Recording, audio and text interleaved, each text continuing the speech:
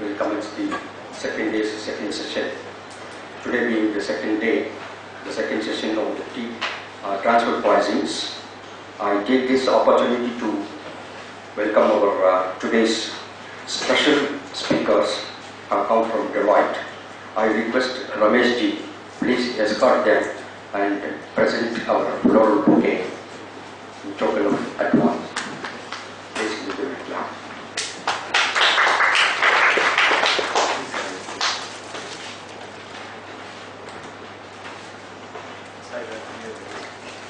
This is Lalit Attal and Pratik Maheshwari.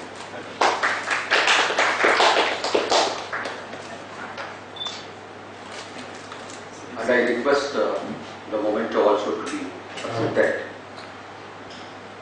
so that we can save some time.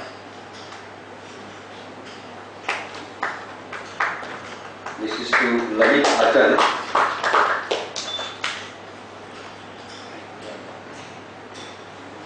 and Pratik Maheshwari. Thank you, sir. Thank you very much. And I take this opportunity today on behalf of Bangalore branch of SIRC of ICI.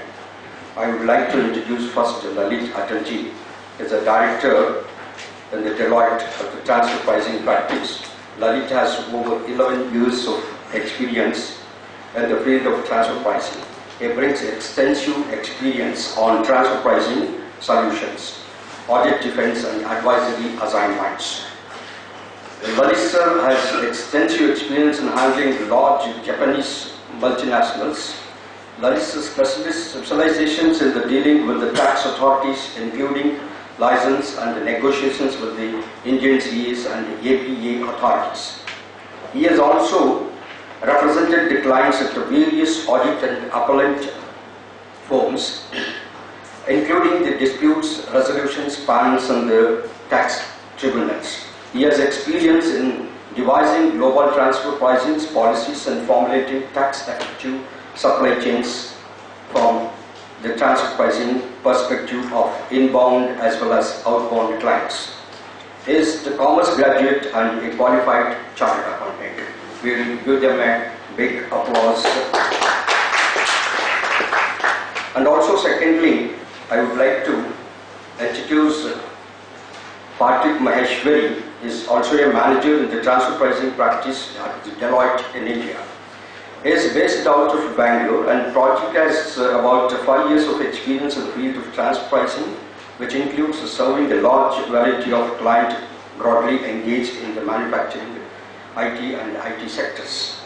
His experience ranges from undertaking planning studies, providing advisory solutions and developing defenses strategies for transfer pricing audits, transfer pricing compliances, representations with the revenue authorities.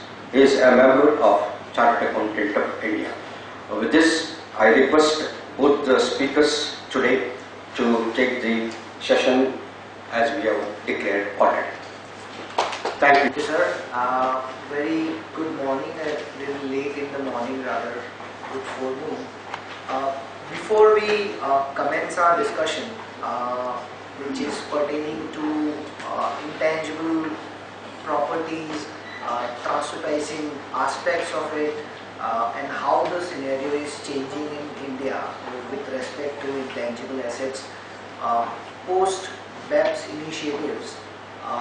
Just to we'll try and look at what the global scenario is and how that is being adopted in India.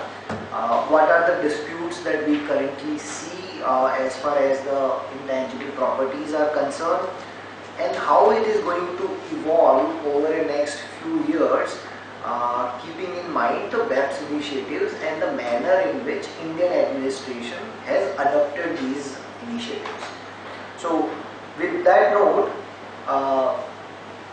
quickly look at the introduction part of it, where tax administration, there are a number of rulings which tribunal has delivered on the intangible properties, and however this area has always been very niche, and and the kind of advanced rulings that we have seen in rest of the world, we are yet to get there in terms of the robust analysis for valuing these intangibles. What's the correct compensation that should flow to each and every entity? But Indian administration has made some progress, has not come up with a lot of guidelines how to value these, which is there, available in some of the other tax jurisdictions outside India. However, the government did come up with some guidance, particularly on the R&D activities, given that India is the outsourcing hub. Now there are how this is evolving is there are several rapid globalization is happening. You would see the ministries are deregulating a lot of goods and services related moment. You see the FDI is going up in a lot of sectors. If you look at steel and iron, there were many duties and regulatory restrictions on imports. All of that has been liberalized. What that means is the more trade and more business with India, and more trade and more business, every business will have an intangible asset with respect to their business, let it be operational or a core IP to do their business. And therefore, with this globalization deregulation, valuation of IPs, identifying those IPs and giving appropriate compensation to each of the party in that structure becomes extremely important.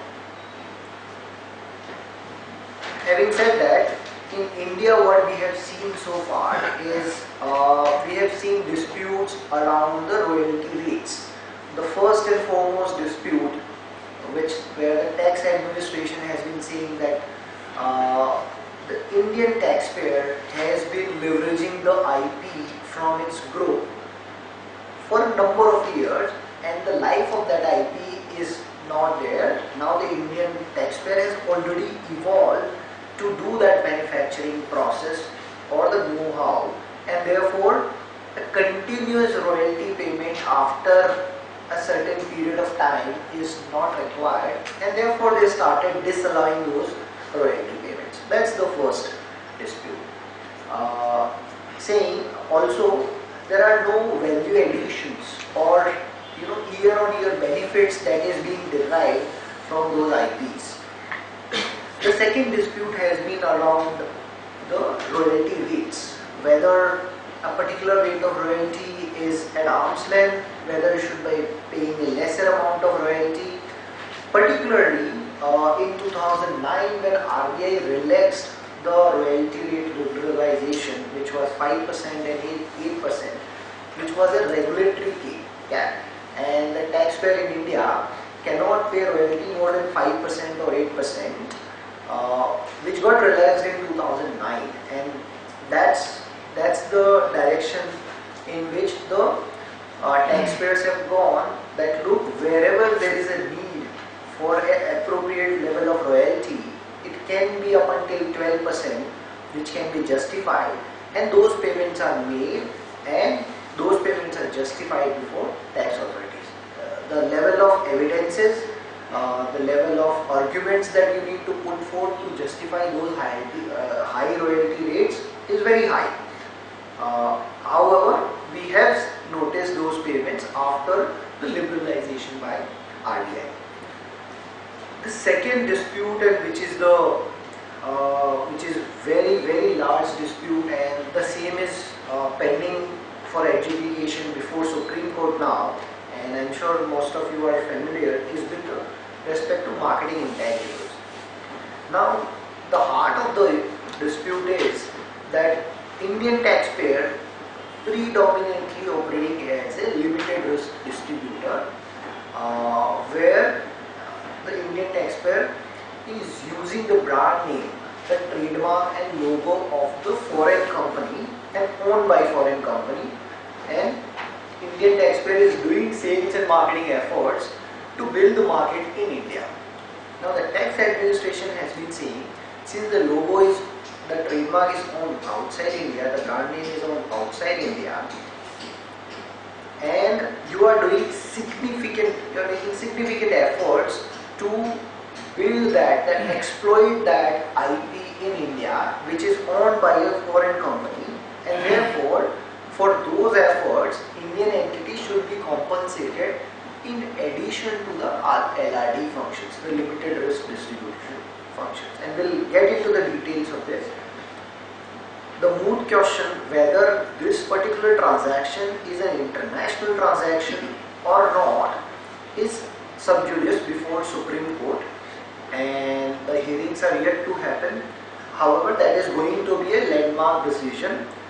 So far, up until High Court has given a clear mandate that the transfer pricing provisions are machinery provisions, and there is no explicit mention of this type of an incurrence of an expenditure can be regarded as an international transaction until and unless the same is not governed by an intercompany arrangement which says that, look, as an LRD, I want you also to make marketing efforts. So there has to be a clear intercompany arrangement to that effect. In absence of that, this will not be regarded as an international transaction. And this question is confirmed by High Court in favor of taxpayer as of now, and let's see where the Supreme Court comes up and say on this particular dispute. The next item is there are a lot of R&D centers we see in India which got compensated or getting compensated on a cost plus model. The cost plus numbers are significantly higher than the software development and the regular BPO ITES services that we see. The dispute is, the first level dispute itself is on the markup. What's the number that should be paid? The second is how much Indian entity is contributing to the development of that IP and enhancement of that IP, and whether a part of the revenue which gets generated out of the exploitation of that IP should come back or should get compensated to that effect. That's another dispute. Transfer pricing of co-branding. This is a clear case of a Maruti Suzuki. We'll talk about it in detail, and that's where the marketing intangible came into picture.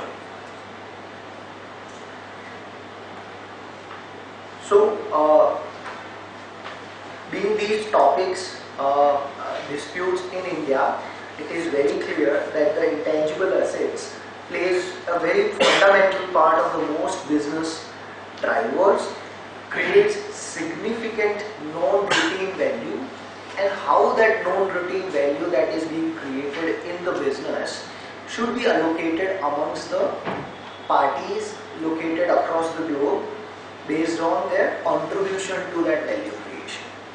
So I was trying the ANP and its correlation with that brand building. Like, the higher the brand, there will be more marketing expenses. Like if Nestle is added to it, a brand in India, so there will be more, marketing expenses will be more. So in this case, I didn't understand the point you were saying that for the taxpayer. So we'll get into the details. The moot question is, the first point, whether you are incurring that expense to increase your sales. So is it a sales promotion expense? That's the first hurdle one need to cross. If it's a sales promotion expense, it got nothing to do with your brand. That means when you see an advertisement, do you see a product in that advertisement, or you just see the brand without a product? So if product is there, that means you are selling that product. By selling that product, whatever revenue comes in India, you are selling in India, you will generate that revenue in India. The profit of that you will pay in India. So there is no question of marketing intangible exists as far as the sales and promotion expenses are concerned. When it comes to brand building expenses, That's where you need to see whether you are actually building the brand of the foreign entity. Point one. Point two, is there an arrangement that you have in writing with your related party outside India that look, this is what I will do. And if that question is, answer to that is yes, then how much additional compensation that it should flow to you for the additional activity of brand building. So the brand building also is done by this, promotion, marketing and advertising. How will I do brand building if I don't have? So, In any case, I'm okay, deriving so my value from there only. So High Court has clearly said on this that brand building is exploited in India. So let's say there is a back of the, so in your case Nestle is the example. So if I am selling a product under a Nestle brand, correct, that is exploited in India, the benefits of that is not going to my AE, that is in India only. And that's what we need to look at, whether there is any benefit that is being derived by my foreign entity. Then I should get in compensation for the additional efforts that I am making. But Nestle itself is set up a brand in India or selling its product in India to develop the market only in India. It doesn't have branding has to reach country other than India, country abroad. The purpose of Nestle is to create this business position to establish in India. Correct. Then Nestle, say Nestle Europe is not expecting brand to create other than India. So in such a case, where is the co-branding is coming into it? So no, co-branding happens when there is a brand in India, Maruti, there is a brand in Japan, Suzuki. They come together and do the marketing activity. That's where the co-branding comes into picture. And the case was, so that was the first case where the marketing intangible question came into picture. And Maruti being the settled brand in India, there is a piggybacking that is being done, and Suzuki got attached to it, and the benefit of that is derived by Suzuki. Because the Maruti is already existent in the Indian market, and therefore they said, since the Maruti brand is existent in India, you are deriving that benefit. A part of that benefit should be charged to tax in India. That's the fundamental concept which was there in the co-branding. But we'll talk about it in detail. We have a few slides on the AMP. Okay, now what BEPS is saying. So earlier, before BEPS, it was more on the contractual arrangement, how the parties structure their arrangement, and there was not a lot of regard given to the actual conduct of the business, which party is doing what and how much they are contributing. From there, we are now moving towards the value creation, which entity is creating value, and based on that the compensations should flow, and we have to disregard the contractual arrangement. The OECD in 2017 has also come up with guidelines on how to on the application of the profit split method, which is quite relevant from an intangible asset transaction perspective, and the special consideration in that note is given on the intangible assets.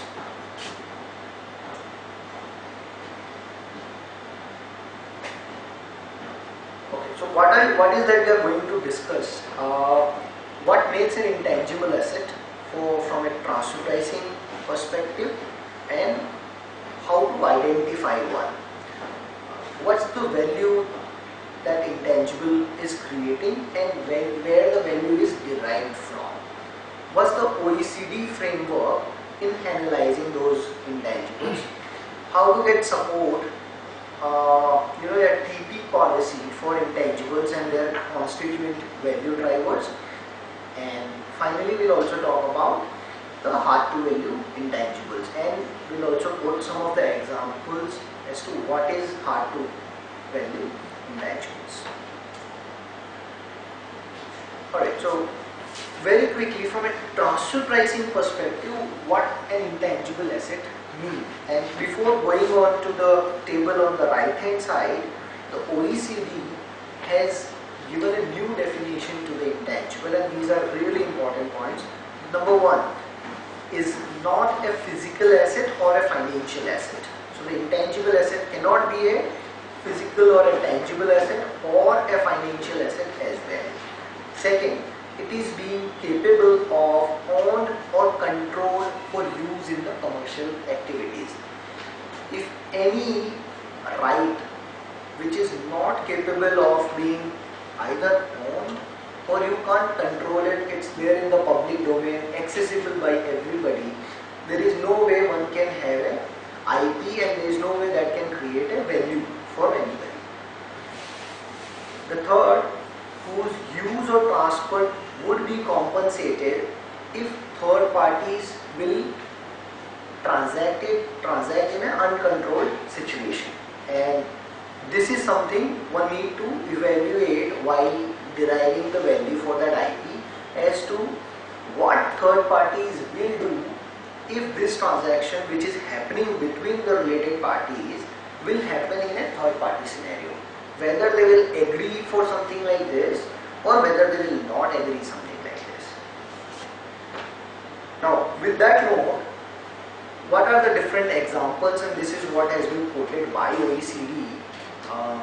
What are the intangible assets from a transfer pricing perspective is on the left hand side of the table, and they said patents, know-how, trade secrets, trademarks, trade names, brands, rights under contractual and government licenses and similar rights in intangibles, goodwill and ongoing concern value. Now what has not been characterized as an intangible asset? Group synergies. There are mergers, and out of mergers there are group synergies we see. It's not characterized as an IP, but it doesn't mean that there is no value to it. There is of course some value attached to it. The second is market specific advantages, locational savings. This is also not classified as an IP because of the definition. It doesn't fall in the definition of IP. However, the locational savings or skilled labor, there is a value that can be attached to that. However, they are not classified as an IP from a transfer pricing perspective. Right. So now, since we talked about the definition of IP and what it means, the guidelines talk about what are the manners in which this can be explored. The guidelines put an excessive emphasis on the contractual allocation of the functions, assets, risk, which are quite vulnerable to manipulation, leading to outcomes which we do not correspond to the value created by economic activity undertaken by members of the multinational group. This means that the IP is developed by one entity but owned by an entity which is in a patent box regime, or a regime where the royalty incomes are charged to tax at a very little rate. They are generally low tax jurisdiction, and therefore all the IP related income will go and sit in those entities. That's what the structure has been. The OECD saying we will disregard the contractual allocation and have to look at the actual conduct of the business. Arm's length principle is the cornerstone for transfer pricing rules, with actions 8 to 10 of the BEPS initiative, which particularly focuses on allocation of profits, which is aligned to economic activity, aligned to value creation. To give a simple example, there is an IP owner. In that entity there are only 3 people, and there is an R&D center which has 100 researchers.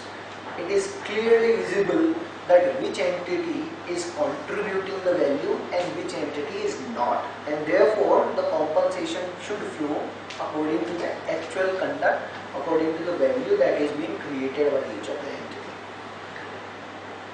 guidance clarifies that the legal ownership alone does not necessarily generate a right and any returns for exploitation of IP, because that is exploited by other group entities. Marketing spend in India, known as AMP, has created a lot of noise around marketing intangibles on account of significant economic activity. The problem is we have high-paced it so much that there are a lot of regular sales promotion activities, trade discounts, all of that are made part of this basket, and has been said that look, all of this is leading to generation of IP. Not necessarily. We have to clearly carve out what is routine expense, what is that you will do to ensure you have sales in the market. Whether you are having a brand or not having a brand, or having a brand from the third party also, you will incur these expenses. And therefore that exercise should take place. Only the clear known routine marketing spends or brand building spends, which is an additional function by the enterprise in India, should get compensated, and how it should get compensated is something to look at. Companies engaged in R&D activities do have margins commensurate to the activities. Point one, characterization, whether we are calling them only software development or they are actually doing an R&D for software development, and there is a huge difference.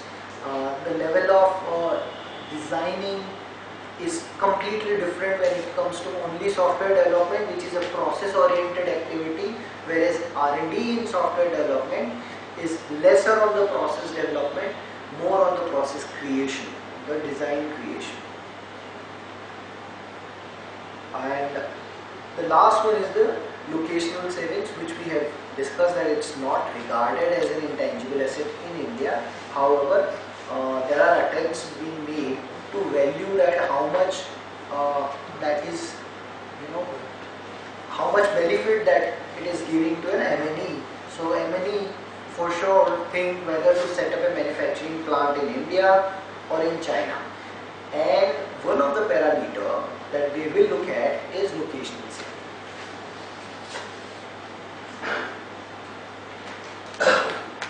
Planning around intangibles perceived as core issues in the BEPS debate led to fundamental changes in the transfer pricing regulations. The first one is the definition of IP. Second, allocation of intangible related returns based on important functions, risk, assets and value created. And after that, selection of most appropriate method for testing of the ALP. The new rules are work in progress. We have seen some guidelines in this way. Comments are invited from various stakeholders. In a year or so, we will see a more detailed and clear guidelines, and it would be interesting to see how the Indian administration adopt to these guidelines. In past, we have seen there are these guidelines which are issued by BEPS, OECD, and with some tweak they are adapted to the Indian situation, and therefore from an IP standpoint, how much tweaking we will see from India's standpoint would be quite crucial to note.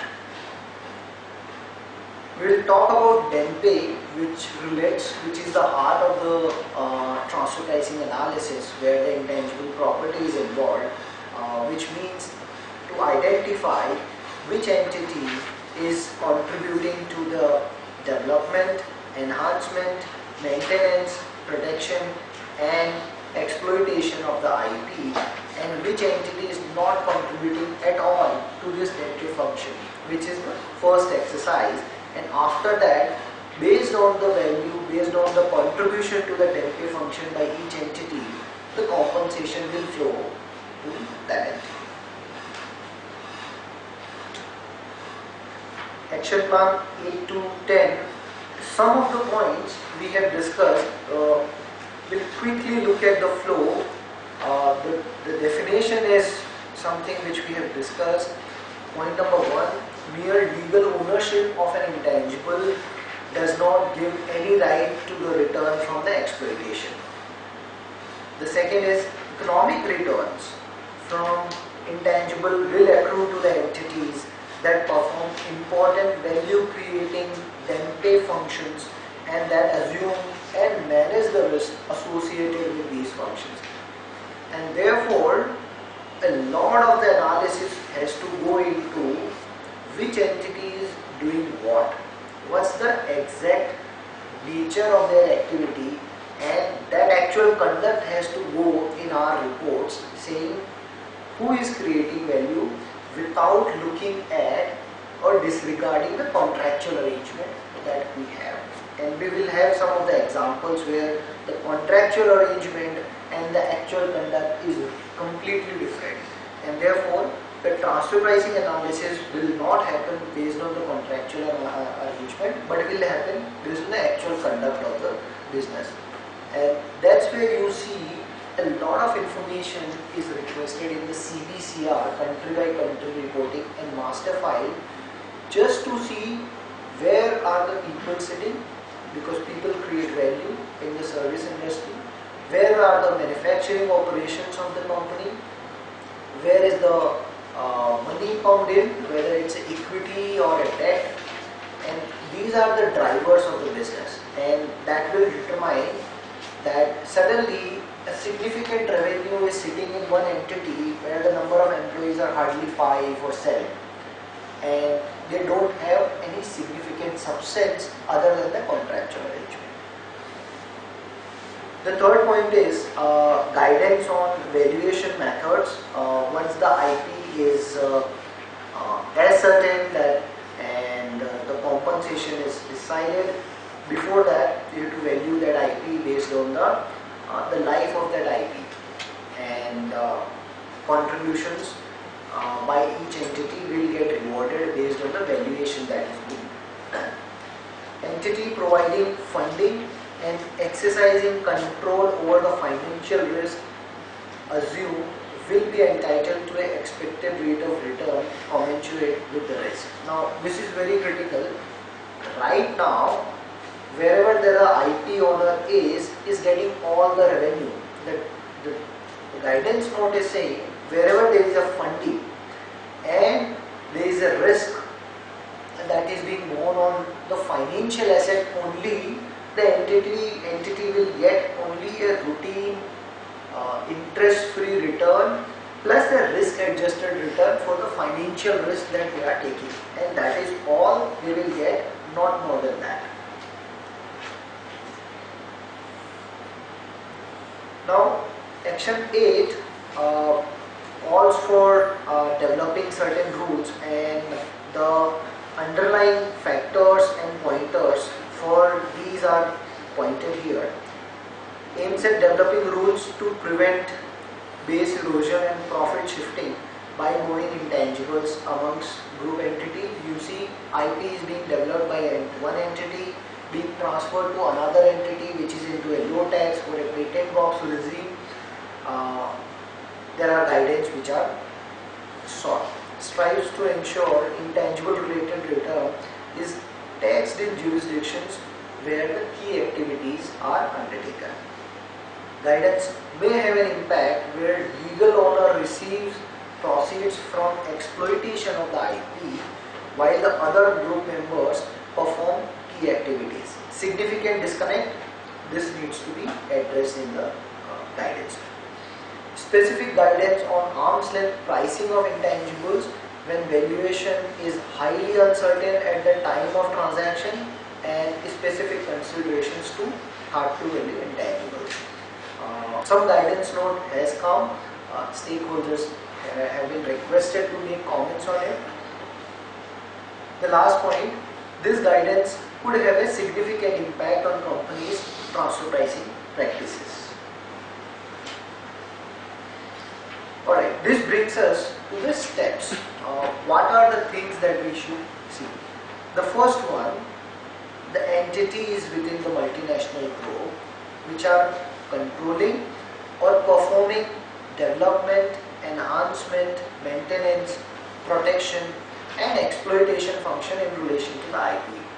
the first and foremost analysis to be done so that we clearly link which entity is creating value, which entity is undertaking the function. The second part, and all the more complex activity, which is identifying that which entity is controlling the risk and having the financial capacity to assume risk associated with the damage of the intangible. This can be derived who is the final decision maker in the any IP related activity, and the person who takes the decision assumes the risk, and based on that this risk matrix can be drawn. The third one, which entity is providing funding for these activities related to intangibles and relevant DMPA functions. Now these are the steps spoken about in action plan 8 to 10, how to determine the intangible related returns and what are the implications of it. The first step is identify the intangible with specificity as to which is the IP. There are a lot of activities which are attached to the IP which are not a non-routine activity or does not generate into a non-routine profit. Those activities and those things should be carved out. Only a particular IP should be identified. Once that is done, second step is to identify the contractual arrangements along with the legal ownership. The third step, identify parties performing functions and whether parties control any outsourced functions and control specific economically significant risk. Third, confirm consistency between the contractual arrangement and the actual conduct of the business. Fifth point, and very important one, delineate the actual control transactions. If there is an inconsistency between the contractual arrangement and the actual conduct of the parties, then we will rely on the actual conduct and delineate those transactions and the functions and assets. After that, we will then look at determining the arm's length prices for these transactions, which is consistent with each party's contribution to the farm. And we will look at this through 4 or 5 scenarios in the few slides. Now what are the implications? Now if the legal owner bears no risk, even if it is funding the DMPA of intangibles, so there is an entity or a subsidiary having pumping a lot of money and that money is flown to the R&D centers to undertake DMPA functions, it would be entitled only for a risk-free return and not more than that. And if it bears certain risk as assume certain functions, then it would be adjusted to risk-adjusted returns. That is all they will get out of the DMPA. The rest will go to the entities which are contributing to those functions. The next implication is what is the location of that IP. It's not exploited or developed in the location where the legal owner is based out of. It's exploited in other geographical locations. So that's another implication that we need to look at. Marketing intangibles in foreign jurisdictions. Now this needs a lot of analysis to, in light of these activities that we need to look at, first determine and identify that IP, and then look at the contractual arrangement, actual conduct, and is it generating a non-routine profit, and how that should be compensated on an arm's length basis.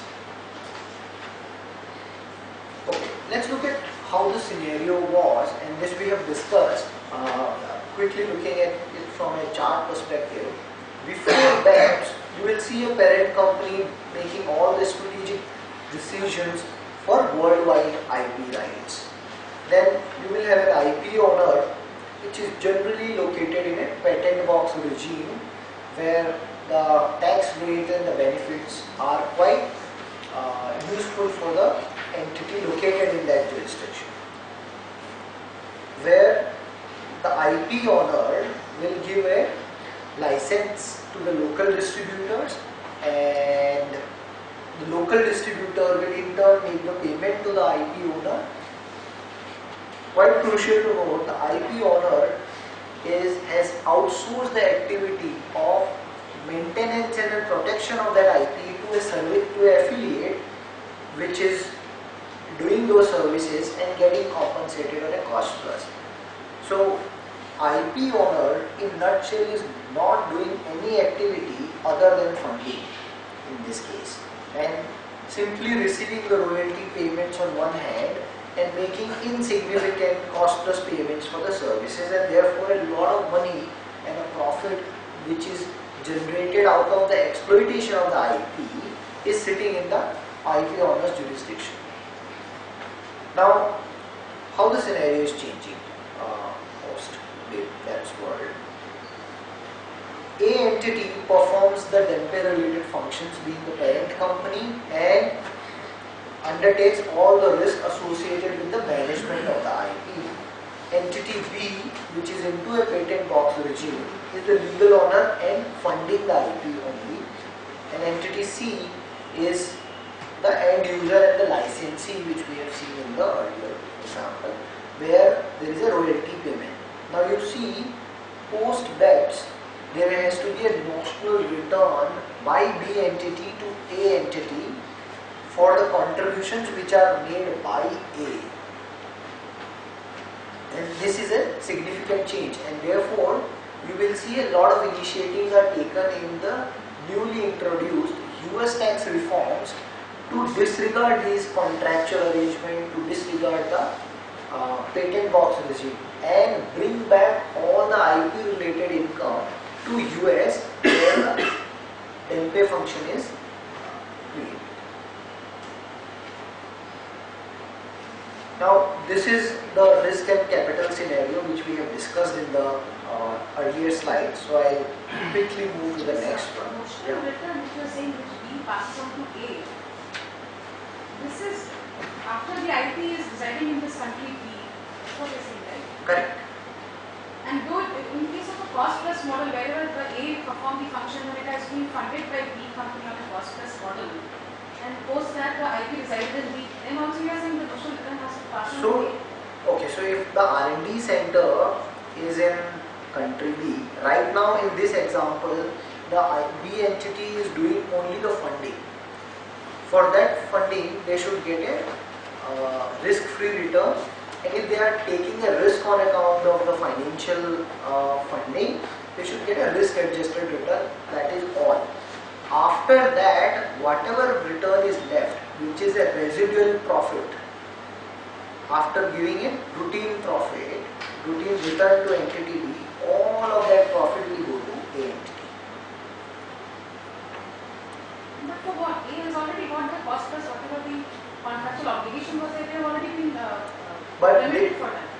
they are the one who are contributing to the DEMPE function. So simply if you are the IP owner legally and not doing the activity, then you are not entitled to a return more than a risk adjusted return. And A has developed that IP, the royalty related incomes and all the non-routine profit will go back to A, not B. B will be entitled only for the funding related activity. You are assuming that head and brain everything is in A, Correct. not in B. Head and Not brain in is also B. not in B. And we will go through these simulations. There are 5 different simulations that we have put into the slides. These steps we have looked at, so I will not. Now, continuing our discussion, now look at the situation and then we will look at the implications which is there provided below.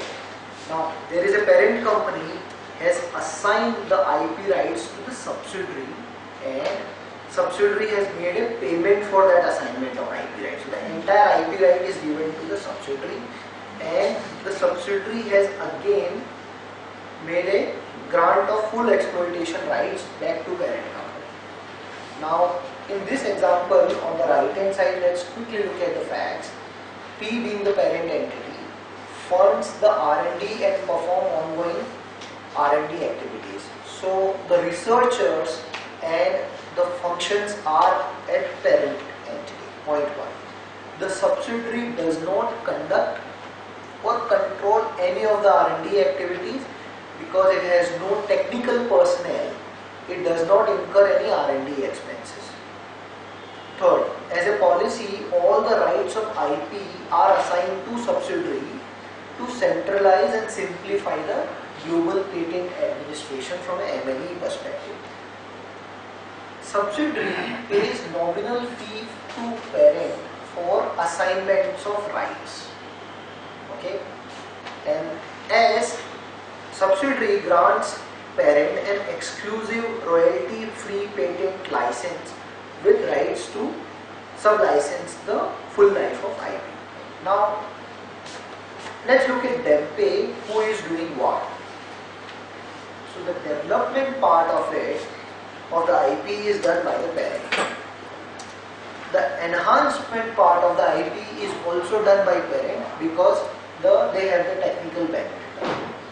The maintenance and protection in this case is done by the subsidiary, being the funding entity. And the exploitation part of it is again done by the parent. Now, for these activities, you may see that the maintenance and protection may not get a revenue which is equal to or more than your development, enhancement and exploitation. That incurs more efforts, more functions, more risk, they will get more return. But the subsidiary will get compensated for its maintenance and protection activity. Now, sorry? This is something like sale and lease back transaction. Correct. Assigning and then again Giving it back. and then again you are giving it to it. The idea was to centralize the, so look at it from this way, that the IP is there for the multinational group, and as a group you don't want to receive that income in a high tax jurisdiction. You want to receive all of that income in a jurisdiction from where you can do your fundings globally with an intention so that group level tax rate, effective tax rate, you can reduce. That's the idea of that. Okay, looking at the scenario 2. Same example, the only change is which is there on the right hand side in the facts. Instead of subsidiary granting the exclusive royalty free patent license with right to sub-license for full life of the IP to the parent, as under the control and direction of the parent, because that's the entity who knows about the IP which is developed. Under the direction of the parent, it's sub-licensed to the associated enterprises and third parties. And this we see a lot where the IP order in the patent black box regime will get royalty incomes from rest of the world. Now in this case, development and enhancement done by parent, maintenance protection done by subsidiary, no change. Exploitation of it is done by parent as well as by subsidiary, but the subsidiary is doing it under the control and supervision of the parent. And accordingly, the remunerations will flow for not doing the exploitation full-fledged at their own. So in this case, which method will be used? For instance, S is also giving it by licensing it to A's and third parties. So this is a very simple, there are no intertwined transactions at the moment. As we have to decide what are the activities S is doing, for that they will get a routine return plus a risk adjusted return for their maintenance and protection, a limited return for the exploitation, but that is under control and supervision, and therefore we can say a significant part of that revenue will also go back to parent, and therefore give a routine return to the subsidiary, and rest entire profit will go back to parent. We will only get into a profit split scenario where the transactions are intertwined, where both the entities are contributing. Then you decide, okay, which entity is contributing how much, and based on that relative contribution, first you will give a routine return to both the entities or more entities. That's the P&S you're talking about. That's the PSM analysis that you will get. The third situation. Now, in this, coming up, taking it from the situation 2, the only change is, instead of there is a license, there is a clear-cut sale of the IP, and that's an immediate sale. So the subsidiary is selling it to a third party. Now, in this situation also, the exploitation part is still under the control and supervision of the parent company. So let it be a license or a sell, as long as it is under the control and supervision of the parent company, the same manner of compensation flow will arise. Situation 4. Now, here the change is a very critical one. The subsidiary. Now here the subsidiary has employees who make the decision to take the patent portfolio and takes all the decisions related to license program, negotiation, and monitoring and compliance with the third parties. Now, if you see, the development of this is still with parent because they have researchers. But after development, how to enhance the IP and related decisions to the patent portfolio and how to monitor them and how to protect them is all done by the subsidiary entity. Subsidiary licenses the IP to third party and thereafter sells it to another third party at a price exceeding the price paid by S to P for the original purchase. And S makes all the decisions regarding the sales.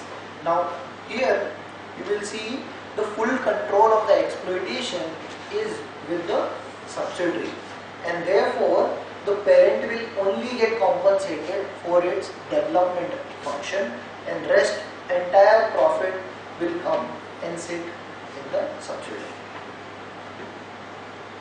Situation 5 is completely different than situation 4. The parent and subsidiary decide to develop an IP. The function of parent is only to fund the R&D and will be the legal owner of the IP, contractually assumes and has the capacity to assume financial risk and exercise control over the financial risk. Now look at the functions of subsidiary. Subsidiary has existing IP which will benefit the R&D functions, and it has track record and experienced employees, performs and have control of the R&D function, and is the key decision maker. Now, parent is only doing funding in this case, and therefore for that funding they are entitled only for a risk-free or a risk-adjusted return. Rest entire profit will go and sit in S. Now here you see the entire contractual arrangement is disregarded. Okay. Quickly coming on to the marketing intangibles and the R&D efforts.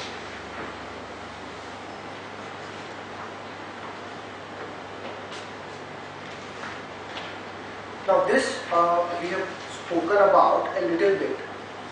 Now what's the challenge in India?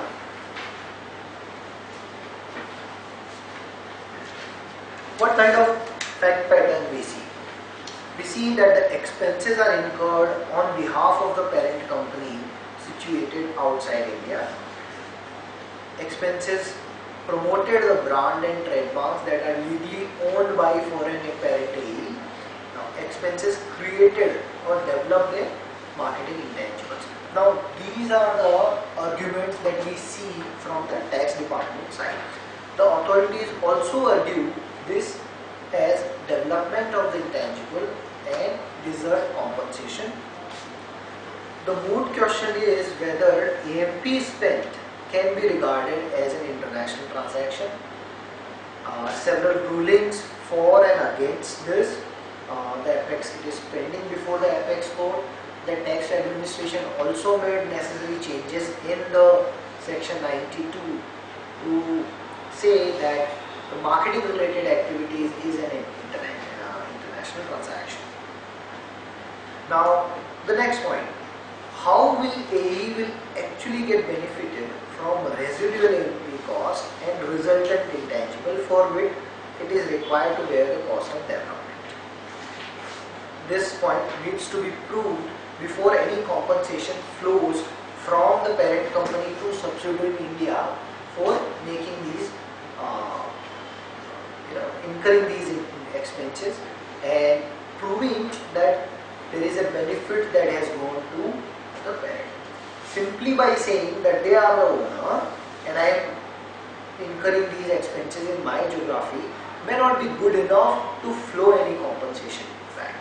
Until this, it really generates a benefit, and for the activities done in India, there has to be a compensation flowing back. Economic and legal ownership. If the legal ownership of the IP is more important than the economic ownership and brand name is legally owned by the AE, then Indian subsidiary should pay heavy royalty for it. Right now, we see a mixed situation where not the LRDs but the other distributors and other entities, we see a royalty payments for that trademark for using in India, and that means the IP is for the AE and all my marketing expense are for sales promotion that I need to do in India. Entrepreneurial versus limited risk entity. The impact of Indian subsidiary being a low risk entity vis-a-vis entrepreneur and how the cost should be handled. Now, this is a clear live situation which is there before Supreme Court, and there are two facts pattern. The one is where the Indian subsidiary is operating as a limited risk distributor and getting, let's say, 1% of sales or 1.5% of sales, and therefore you will see at the end of the year there is a true up because the market is so niche that the entity is not able to make enough money in India. The third party sales is not controlled, so that's 100 which is fixed. There is a cost that is coming in including the marketing spend. Without support of the parent, it will be a negative number.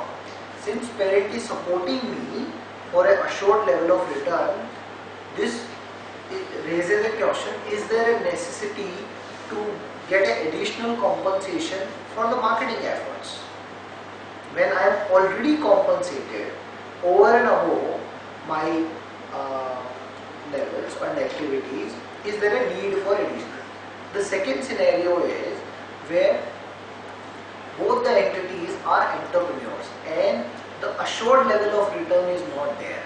In this case, you might want to look at the consolidated profitability, how much your AE and the Indian entity is making, and if there are non-routine profits and if there are marketing intangibles leading to higher returns, then you will first do a routine profit analysis, give a routine return to both the entities, come up with a consolidated residual profit, and then India being the economic owner and IP exploitation India will get a compensation out of that non-routine for the contributions it is making, and the foreign AE which has developed the IP will get a contribution towards the development piece of it.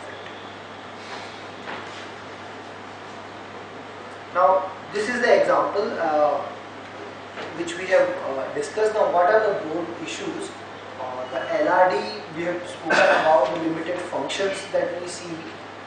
The principal manufacturer, which is based out of a location outside India, would give a low but steady remuneration, which is in the form of guaranteed return on sales. Further, these limited risk distributors in India incur EMP expenses for promoting its business. The Indian tax authorities, as a general rule, seeks reimbursement of alleged A&P expenses on the premise that such expenses create marketing intangibles which benefit the legal owners of the brand and not the Indian LRD. What's the mitigation plan? It is critical for the LRDs to demonstrate the limited FAR profile, namely that all the significant functions with respect to advertisement and marketing are actually carried out by the principal on the direction and strategic directions of the parent, and LRD is incurring these expenses for its own benefit in India. The second point is the intangibles which are generated through the research and development activities in India, and we have seen particularly in Bangalore we have number of R&D centers, and how the remuneration and the compensation should flow to these R&D centers. Now we'll quickly look at what are the issues that have emerged in the TP audit for these contract R&D centers. The most parent companies of the multinational group were not able to file relevant documents to demonstrate their claim that they are the IP owner. The development piece is limited to India. All the exploitation, enhancement and maintenance and protection is done outside India. They were not able to clearly demonstrate as to what's the thin line and which entities assuming what functions and risk. The personnel of the subsidiary company were engaged in the actual R&D activities and borne operational risk. Now, please note, they are doing R&D. You will see a lot of entities like this, but the risk is not there to the Indian entity. And since risk is not there, the relevant reward will also not flow. It will be limited to the R&D efforts that you are doing until unless you bear the risk. The situation can be different if you are doing an R&D activity and the patent or the IP that gets generated, you register that IP first in India. Then the situation will change. Decision taken by the management of the Indian subsidiary. What are the budget allocations? Who is taking strategic decisions? And all of these. Control over risk of R&D activities with the MAE parent and the Indian subsidiary. Clearly getting into the direction of the delineation of the actual conduct vis-a-vis the contractual arrangement. Now, identifying specific risk associated with the IP transaction as well as identifying who within the organization exercise control over those risks. And therefore, function-wise we are clear that the development is happening in India. But what is more crucial in this is who is bearing that risk. If the risk is with the Indian entity will get the outputs of that risk. And it can be losses, it can be profits, and it will be spread over the life of the IP and how it is exploited outside. Some quick example on the contract R&D, and we have a flow chart for that as well. So, holding company, and then there are two subsidiaries, subsidiary 1 and subsidiary 2 are group companies of a pharma industry. Subsidiary 1 performs the R&D function and has 100 researchers in its R&D department, including the global head of the R&D center. Now the holding company, being just the legal owner of the IP, it licenses the IP to another subsidiary, subsidiary 2, which is into production and distribution of the entity. Holding company has only 3 employees responsible for patent registrations and enforcement. That means the production and maintenance of the IP is with the holding company. All the strategic decisions regarding the R&D are made by the management of the group in Luxembourg, which is subsidiary 1. Now this is very, very critical, which is head of the R&D center. That means the risk of the R&D related activities is with the subsidiary 1 and not with the holding company. Holding company performs, as I said, protection and exploitation function. The other del P functions are carried out by subsidiary one for the holding company. The same is explained here. The entity in Luxembourg, being the holding company, has 3 employees. The R&D is done by subsidiary one. The IP which goes back to the Luxembourg, being the patent box regime, where the IP is registered and licensed to subsidiary one for production and distribution. And towards that license, subsidiary 2 will make payments for these IP to holding company.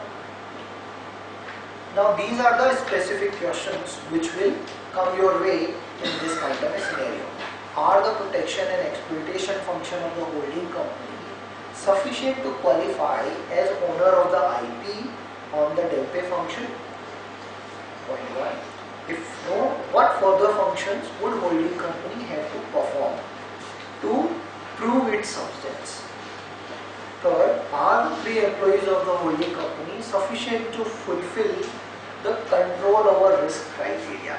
Now, in our example, we have talked about that the holding company bears the risk, whether that is supported by the fact pattern that we have. Only 3 employees are good enough to sustain and support that all the risk related to the IP protection and maintenance and monitoring is fair enough in the hands of the parent company. If no, then how you will bring substance to that entity? And you will see these live examples in the world that the entities which are in the patent box regime, the companies are unable to change it within a day or so. They are creating more substance in these entities, and so that they can demonstrate they are not only entities on the paper, but there is substance in these entities and they perform these functions, and therefore getting a compensation for this. Would it make any difference if the holding company licenses the IP back to subsidiary 1, which is the R&D center, and takes all the decisions and assumes the risk, and which uses the license for manufacturing? Now that will be, you are getting closer to the actual conduct of the business. How should the contract R&D activities of subsidiary 1 should be compensated? Now only a cost plus scenario in this case will not be applicable given the risk that is being borne by the subsidiary 1. Can a contract R&D arrangement can be used for development of digital services? Now digital services have no physical presence, and therefore conceptually the same principle will apply as to who is contributing what to that service, but the physical presence related analysis may not take place for the digital services. Okay, now these points we have spoken about as to what are the common tax disputes that we see in India with respect to the intangible asset. One thing, in the last line you will see bundled compensation for intangibles. You see some of the transactions where there is a purchase of raw material on one hand, on the second hand you are making payment for royalty for the IP. You will also see that the product prices are adjusted towards the IP, and there is no separate compensation for the license that you have received, and that's a bundled compensation for the IP, and it can be evaluated on a bundled basis, though the availability of data would be very limited. With that note, I will, so in this the center circle you will see, and as a rule of law, where the IP is legally protected. Which are the IPs which are legally protected, and towards the outer circle you will see the IPs which are free flowing and the protection is not there. And you can clearly see that the patents, trademark, designs, database rights, copyrights, all of these have to be legally protected in order to avoid any significant risk. On the other hand, human capital, supplier relationships, network, these cannot be protected, but does not mean they are not IP. They continue to be intangible property, and they derive value for a multinational group. Now we have discussed this. We'll go through quickly as to how the profit split, transactional profit split method works, where both the parties to the transaction make unique and valuable contributions. That means the transactions are so intertwined and both of them are making non-routine contributions to the transaction. The PSM provides a solution for highly integrated operations in case for which one-sided analysis or one-sided method may not justify. PSM can be most appropriate method where the intangibles transferred are hard to value intangibles. The accurate delineation of the actual transaction is important in determining whether transactional profit split is a potentially applicable method. Allocation of profits may be based on contributions made by the A's. Now this is a complex activity, but once we determine that there is no other method that can lead us to a arm's length result, and the transactions are complex and intertwined, only the PSM is the best method. The most complex part of it is to deriving at the contributions of each entity, and in that ratio of the contribution, the non-routine profit will actually get allocated.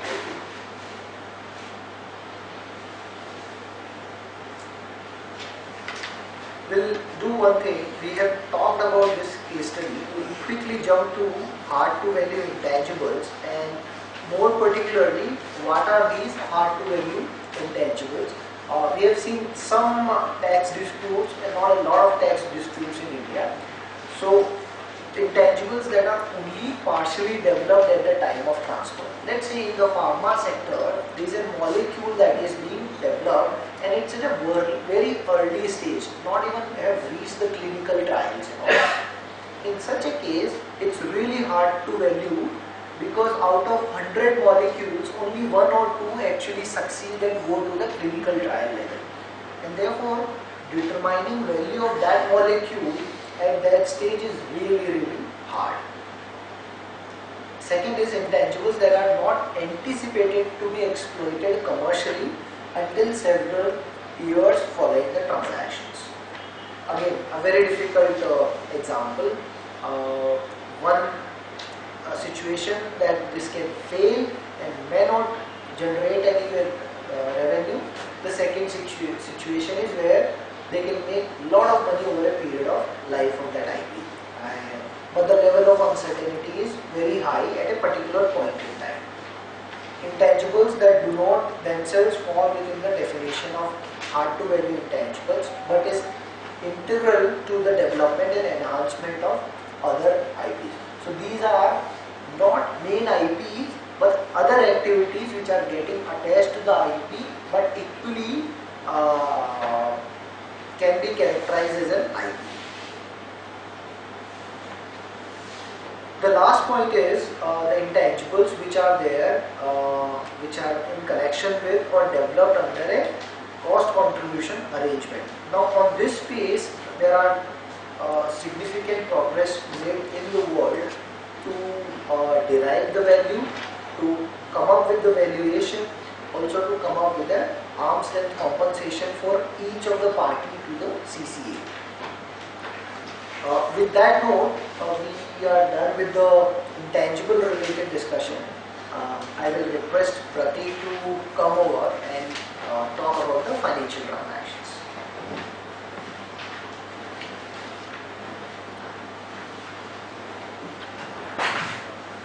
Thank you, Lalit. That was really insightful in terms of the coverage. We'll quickly jump to financial transactions. Actually, the difference, the key difference between intangibles and financial transactions is the OECD has come up with a lot of guidance on intangibles, while for financial transactions there are some interesting trends which are moving. However, OECD has, as recent as last month, come up with a discussion draft, which is still in a discussion stage. So a lot of inputs has to come from OECD in terms of how to determine the characteristic of the financial transaction and how to come at the arm's length value. Having said that, that discussion draft may be finalized in some time, and that will give a lot of information about that. Having said that, there is quite an interesting trend in terms of financial transactions in India. So we'll broadly touch upon, if you look at this slide, there are some commonly known practice related party financial transactions which are disputed. Factoring arrangements and cash pooling arrangements are not that extensively discussed in India. It's not that there are not too much disputes with regard to that. Having said that, related party loans, credit guarantees, and this thin capitalization. Thin capitalization specifically after section 94B, which is limiting the interest deductions. This three has gradually picked up. So I'll quickly start with related party loans.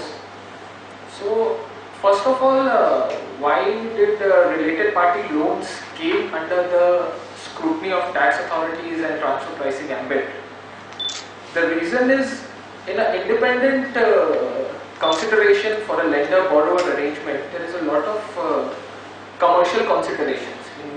When I say commercial consideration, it means that the lender had a set of functions to perform. Without the borrower, lender analyzes the credit risk, what is the capability of the borrower and all, which might not be the case in case of related party transaction. That's what the tax authorities presume, and that is how they came up that the transactions between related lenders and borrowers has to be benchmarked and has to be checked. So if you look at it, the first thing is whether the loan itself is at arm's length or not. When I say that the loan itself is at arm's length, whether it is actually a loan or it is taking some other structure, maybe a quasi-capital or maybe a equity contribution. So the first and foremost thing, it has taken cue from OECD only, this accurate delineation of transaction which the OECD has given in intangibles. From that only the cue is that we should first actually delineate the loan transaction to understand that whether it is actually a loan or whether it is taking some other structure. To check whether it is actually a loan, it's broadly simple in the sense how a third party loan will work. We'll analyze the credit, ratings, we'll analyze that from a lender's perspective, they will analyze that they'll get the payment within the desired time. There should be a fixed repayment schedule defined, and then it should be secured. It should be secured against any asset or anything. So first thing to check is whether the basic principles of lending and borrowing is there in a related party loan transaction. So if the basic principle is not there, then the situation changes. Then you cannot characterize it as loan. If the discussion draft also says that clearly, although it is invited for comments, but it says there that first and foremost is check whether the loan is a loan or it is taking some other structure. If a loan is a loan and it has been certified that it is a loan, then comes the step of what should be the interest and then what should be the arm's length consideration.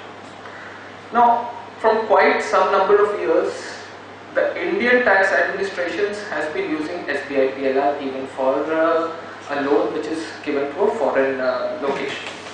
There was a dispute on and on and on, but now it is more or less settled that a loan which is given to a foreign aid, it has to be in the currency in which it will be repaid back. If it's a foreign currency loan, it has to. If it is a Euribor, it is a LIBOR based on the country to which it is given, or it is a very settled decision from the tribunal that it cannot be SBI PLR for sure. So now it has to be in that currency. And now comes that what should be the spread.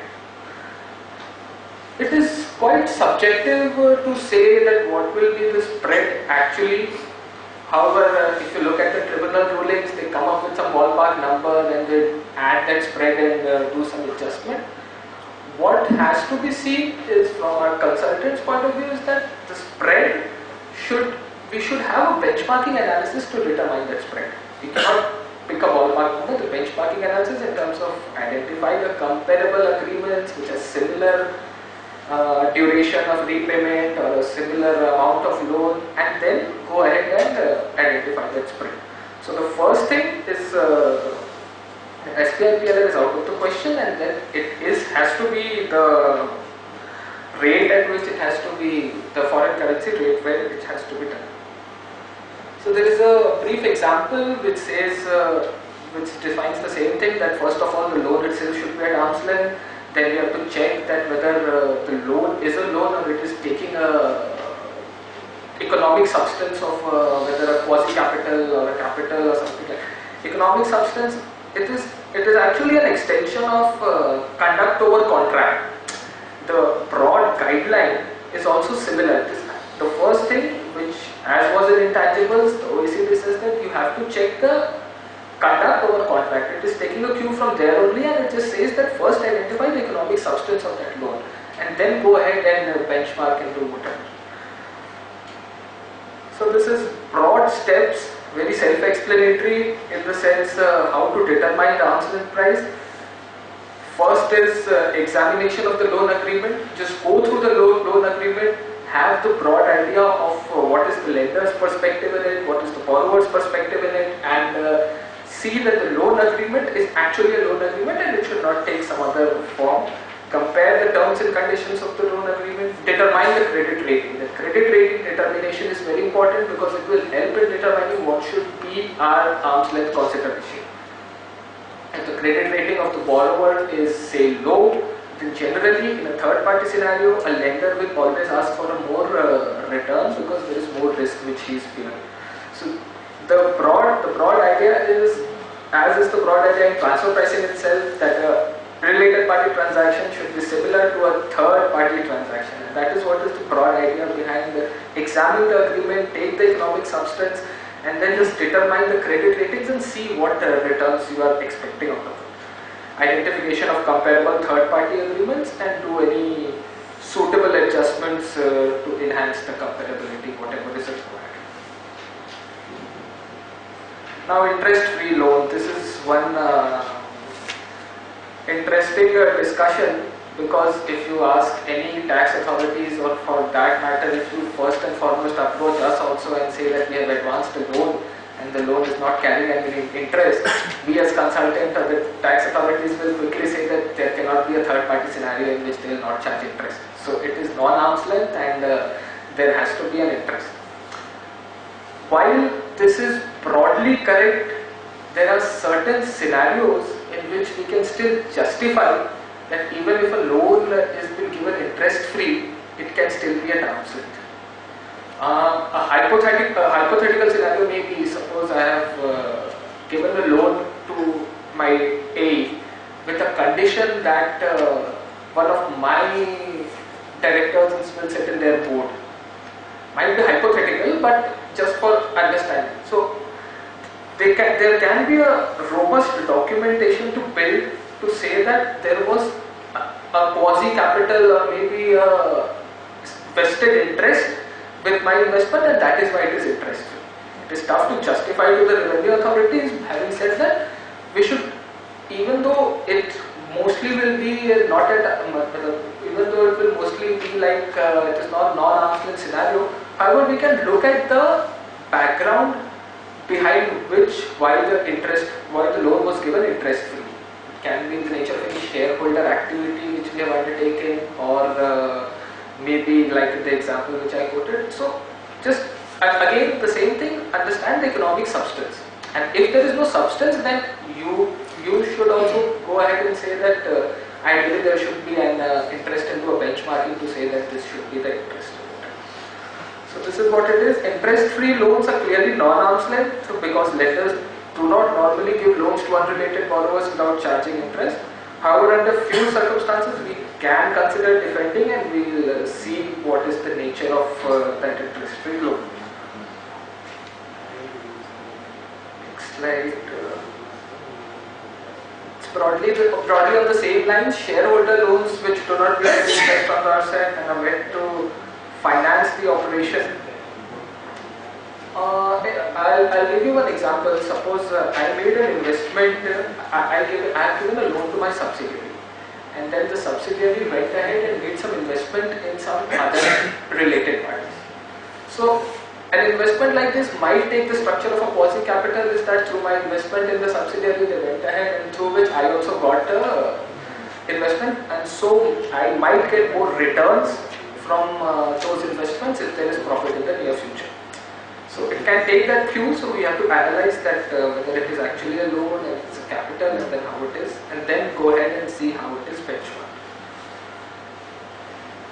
See, the last slide, if you look, the last point, if you look, the underlying thought behind this line of argument is that such loans are made purely on the basis of prudent and expedient commercial reasons, such as a shareholder activity, for which raising funds for an arm's length lender is not a realistic possibility. So broadly, in financial transactions, as far as India is concerned, there are three broad issues, or say four broad issues: intra-group loans and interest-free loans, and then there is guarantee, and then this thin capitalization rules. Although we cannot call it thin capitalization rules in India, it is more limiting of the interest deductions. Guarantee now, as far as the tribunals are concerned, there had been a lot of dispute with regard to guarantee, whether it is an international transaction, whether it is not an international transaction, and then, but now it is more or less settled in the sense that if because of the guarantee you got a loan at a better rate, maybe for example you had a B credit rating, and because of your association with the group, you got a credit rating, say for example. So there can be explicit guarantee, there can be implicit guarantee. So now it is broadly clear that even if there is an implicit guarantee, it is an international transaction, so far as you are receiving benefits out of that guarantee. And so any benefit which you receive out of that guarantee, you should be adequately remunerated based on arm's length consideration. While there are both lines of arguments, but still it is more or less settled now. So how can it be compensated for guarantee? Commission in the sense, guarantee commission. So that is what it is. However, see how the tax administration's approach is that they go ahead and apply a cap. They check the bank rates providing guarantee to some other, and then they go ahead and apply. While it is not exactly correct, but they don't go ahead and dig their mind so deep to understand what it is. We can always oppose that there is a difference between that and an intercompany guarantee. That can always be opposed. However, this part now it will be tough to defend. Guarantee, if it is benefiting, it is not an international transaction. Now we have to consider it as international transaction. Having said that, we can always dispute on bank guarantees should be an ALP or what should be the arm's length consideration. Thin cap rules. In India, you cannot call it a thin cap rule, but limitation on interest deduction, that section 94B, has taken a cue from thin cap. These rules only, basically debt heavy investments they are trying to disregard, so that interest payments which is showing in your profit and loss account, which is at the end deductible, they are putting a cap there, so that they are putting a cap of 30% there, so that you don't claim additional expenditure. Whenever I discuss this limitation on interest deduction, I always have a point that as far as this 94B is concerned, limit on interest deduction, I always say, I have said it to a couple of my clients also, that the devil lies in the detail. If you look at this limit on international interest deductions, you will say that it's okay, it's 30% and all. But the point is, this 30% covers your all interest payments. So say for a particular industry you have non-AE's interest which exceeds 30%. So as soon as you pay 1,000 rupees of interest to your AE, that will qualify as a disinterest. Because 30% of EBITDA, when it says to all the related parties, all the parties including so industries which are in the startup phase, industries which are loss making, startup phase, minimum profit, or maybe heavy debt industries like real estate, or maybe any industry like this will be impacted significantly, because there can be a situation that they have third party bank loans and all, so the interest component is high, they are in a funding crunch situation, their related parties have the money, they are ready to fund, but they cannot do it because then they'll go ahead with this disallowance and then they'll offer it to tax. So that is what is the basic flaw, you cannot say it's a flaw, but a basic challenge for a startup industry or a less profit making industry. Yes, sir. Yeah. Can you term as a drafting mechanism? Because the intention of the law is not like that. I mean, these 30% of total interest you're talking about. Because charging section is section, subsection 1. And I think subsection 4 which is talking about the... See, I'll tell you, it went ahead as a suggestion to the authorities when it was introduced in the bill, but then they went ahead and copied the same thing in the final act itself. So you might say that it is not just the intention, but you never know. You never know what is their idea. Although it is slightly challenging for industries, because that is creating a lot of hardship, but the law is as it is, so you cannot, once it is there in the law, we can go ahead and argue on interpretation, but I think it will be tough to justify once it is on pen and paper in the act itself, so it will become tough to justify. So this is on the same lines. Interest deduction has been limited in certain cases. Basically, we have taken cue from thin capitalization rules itself.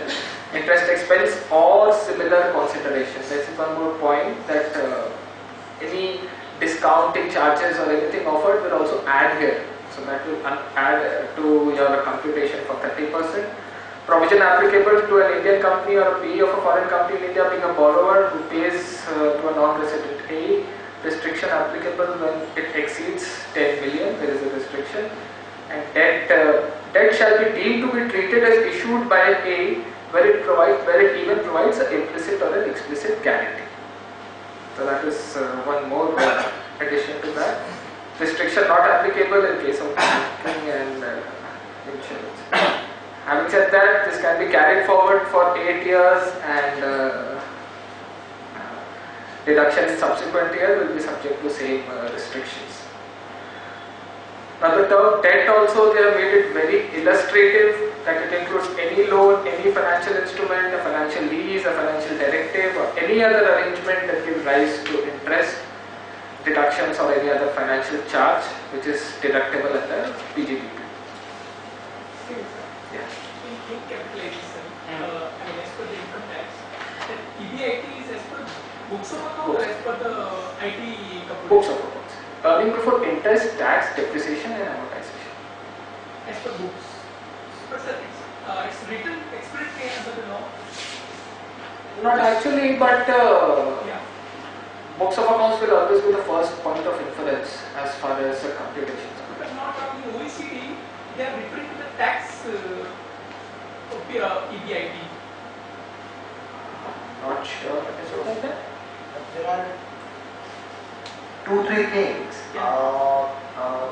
OECD does mention about tax, but unlike India, the other places, the tax books and the financial books are really go hand in hand. Whereas India, you see a lot of difference when you see the depreciation allowance will be different under the financial books and tax books. So that difference you may not see in the other countries, and therefore the OECD tend to mention that. The second point which you made is about the third party interest limitation. So the current rule says that they will limit the interest payment to related parties. But the competition of that, and it comes on the back of the thinly capitalized company, the government don't want any entity to be capitalized thinly. So if you've already exhausted your limit of paying interest more than 30% to a third party, they don't want more debt to come into that entity, so that the entity will be regarded as thinly capitalized. And with that intent, they have introduced, okay, here is the total limit of 30%. Whether you pay it to third party or related party is your choice, how you structure it. But if you pay anything more than 30% and that payment more than 30% is to a related party, disallowed. If it's to an unrelated party, it will not be disallowed. But there are a lot of representations made by industry bodies where these rules will be there for NBFCs. Now, NBFCs are worst impacted. The banking and insurance companies are outside the ambit of Section 92, but the NBFCs are still part of that. Second, if you have taken loan from a bank and the residential status of that bank is non-resident in India, let's say Citibank, and that loan is guaranteed by your parent company, this will still be regarded as a payment of interest to a related party.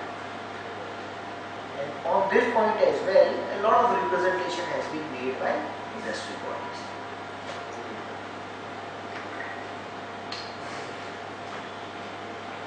So then cash pooling arrangements. Cash pooling arrangements not very common in India, but considering this limitation on interest deduction, domestic cash pool can make their way forward. It is basically collectively for a group, everyone deposits in the money in a particular account. It may be by a physical cash pool, it may be by a notional cash pool. So there is a cash pool leader and there are cash pool members, and then based on requirements they go ahead and distribute amongst the group entities. Not very prevalent till now, but you never know how it will turn out. It usually improves the liquidity management as cash balances are managed from a centrally rather than locally, so it helps them in managing the liquidity throughout and avoid external loans as much as possible. So let's see how it turns out. So this is just a brief summary of this transfer pricing of financial transactions. The key to determine the type of financial arrangement is driven by contractual terms agreed between the parties to the arrangement.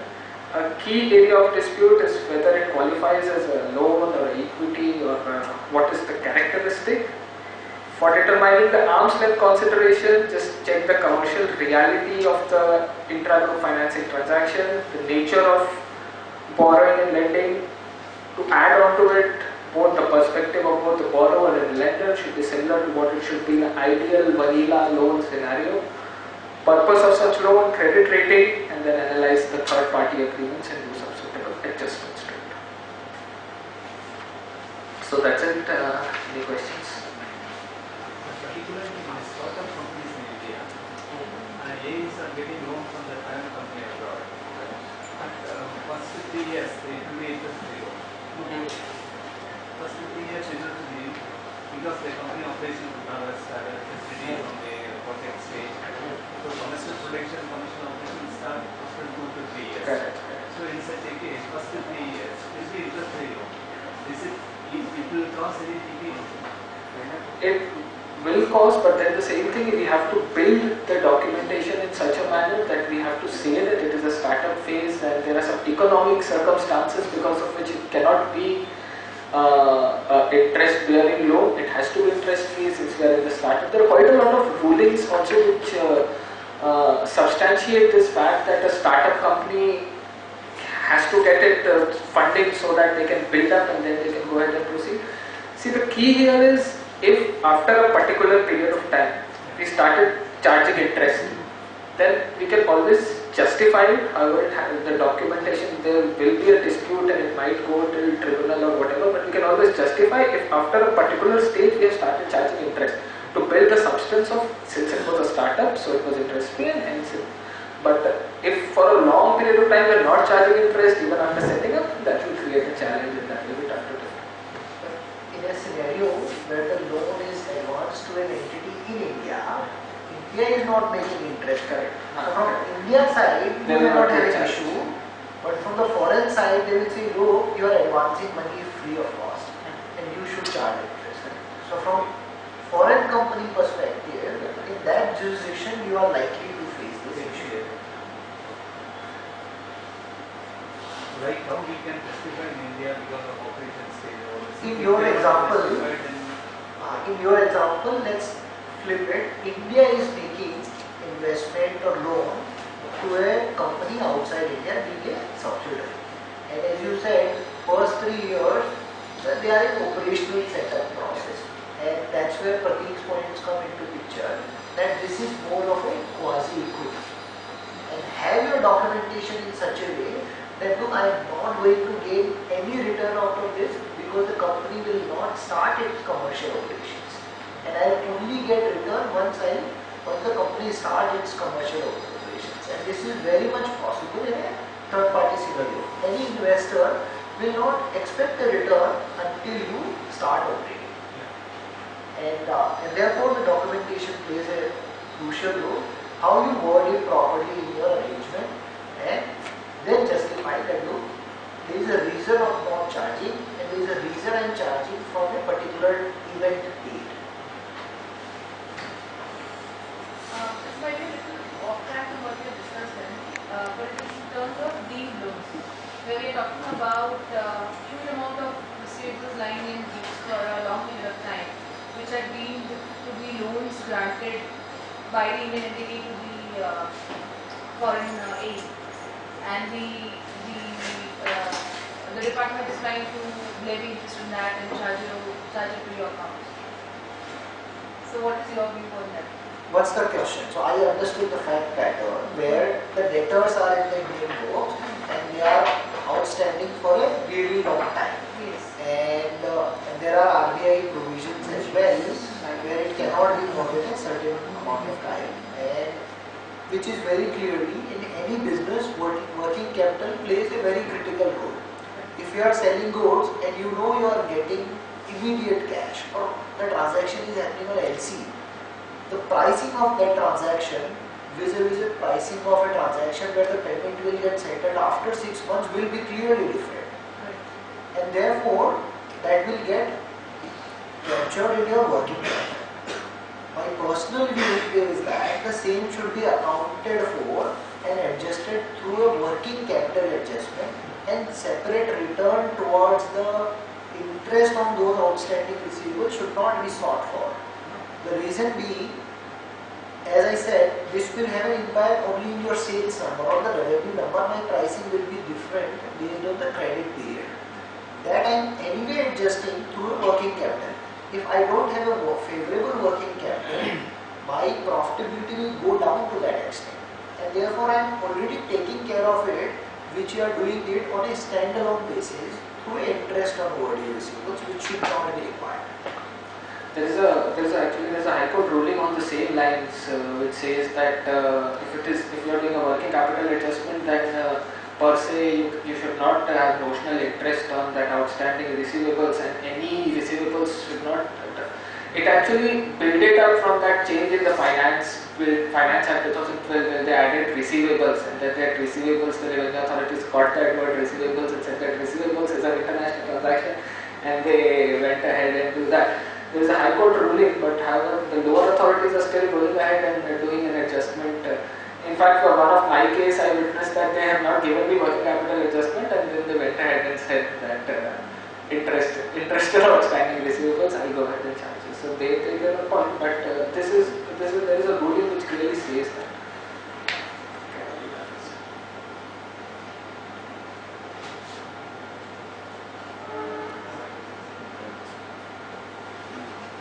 Thank you very much. Thank you.